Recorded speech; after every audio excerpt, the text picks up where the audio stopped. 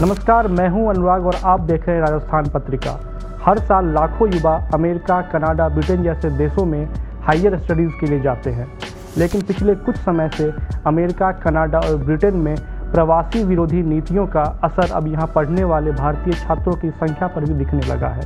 इन देशों में बदलती हुई वीज़ा नीतियों का नतीजा है कि पिछले साल में उच्च शिक्षा प्राप्त करने वाले भारतीय छात्रों की संख्या में लगभग 15% की गिरावट आई है, जिसमें सबसे बड़ी गिरावट कनाडा में देखी गई है, जहां भारतीय छात्रों के नामांकन में 41% की भारी गिरावट आई है।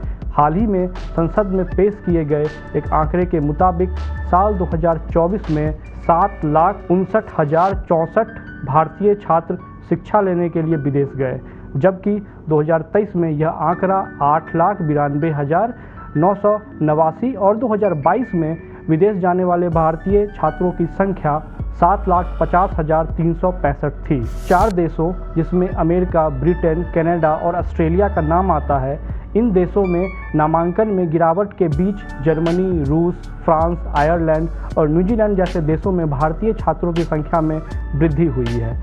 शिक्षाविदों का आकलन है कि अब भारतीय छात्र पारंपरिक शिक्षा गंतव्यों से आगे बढ़ रहे हैं। इसका कारण बदलती वीज़ा नीतियां, पढ़ाई के दौरान और बाद में इसके खर्च और नौकरी के अवसर उनके अध्ययन चुनावों को प्रभावित कर रहे हैं।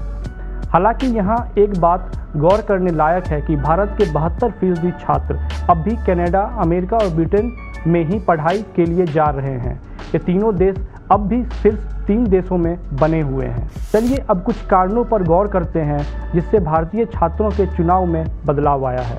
जर्मनी, रूस, फ्रांस, आयरलैंड और न्यूजीलैंड जैसे देशों में भारतीय छात्रों के पहुंचने के पीछे सबसे बड़ा कारण शिक्षा के साथ रोजगार का मौका देने को माना जा रहा है।